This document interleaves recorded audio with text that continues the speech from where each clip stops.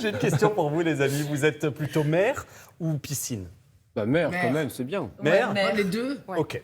La mer fait l'unanimité. Piscine de La mer. mer, MER, bien sûr. Et on parle d'otite aujourd'hui, Vincent, parce que quel que soit l'endroit où vous allez vous baigner, il faut faire gaffe à ses oreilles. Effectivement, on va parler même d'otite du baigneur et on va commencer donc par votre oreille. Alors vous ne le savez peut-être pas, mais l'oreille est divisée en 3 parties.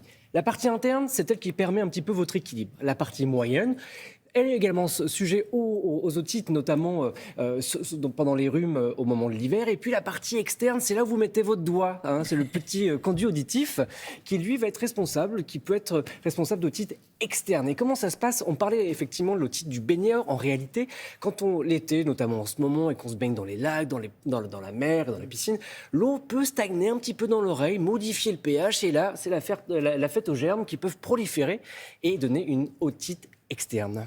Alors, c'est quoi les symptômes qui peuvent nous faire penser justement à cette otite externe? Est-ce que ça chatouille, ça gratouille ou c'est une vraie douleur très intense? C'est un peu de tout ça, j'ai envie de vous dire, D'accord. Johanna.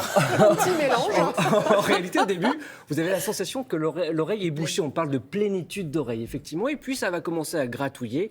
Et dans 93% des cas, il y a une douleur très importante parce que le conduit auditif a beaucoup de nerfs, très innervés. Et c'est responsable de beaucoup de douleurs. Cette douleur, généralement, elle augmente le soir en position allongée, à la mastication. Et puis quand on regarde, nous, quand on vient vous voir, quand vous venez nous voir au cabinet, on peut regarder, on voit une rougeur, parfois un écoulement. On va vous titiller le petit cartilage ici qui s'appelle le tragus. Allez-y, notez-le, c'est pour vous. Tragus. Le tragus, T-R-A-G-U-S, c'est le cartilage qui Ah oui, il le note vraiment. Je note.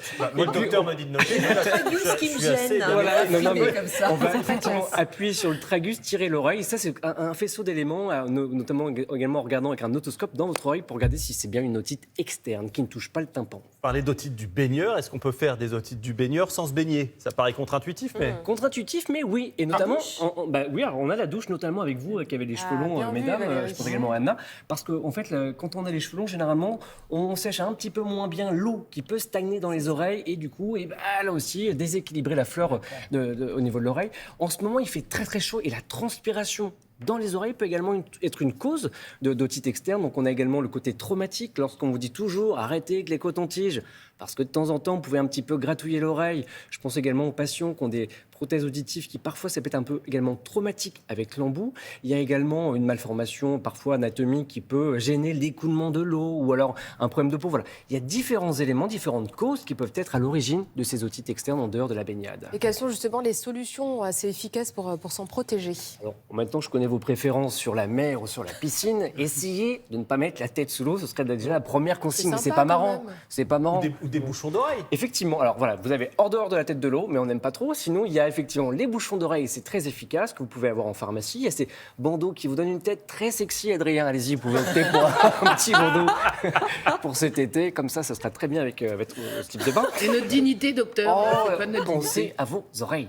Donc vous avez ça. Et puis si on sort du contexte de la baignade, je vous en parle à l'instant, attention sur tout ce qui est les cotons-tiges et le grattage un petit peu Et on peut sauter intempestif de comme l'oreille. ça aussi. Oui, effectivement, le séchage est très important, la serviette. Et puis à la maison, voilà, si c'est parce que moi je vois avec des patients parfois à cause des cheveux longs, et ben je leur demande de sécher un petit peu avec le sèche-cheveux quand parfois c'est un peu compliqué, qu'il y a des récidives. Le sèche-cheveux peut être une alternative intéressante pour sécher vos cheveux, vos oreilles. Merci beaucoup, docteur. Et si Et vos jamais cheveux. on a un doute et qu'on a mal à l'oreille, on va consulter, évidemment. On n'attend Effectivement. pas que ça s'infecte ou Une petite ou goutte que ça antibiotique tue et un ça rentre toit. dans l'ordre, effectivement. Merci, Voilà. docteur.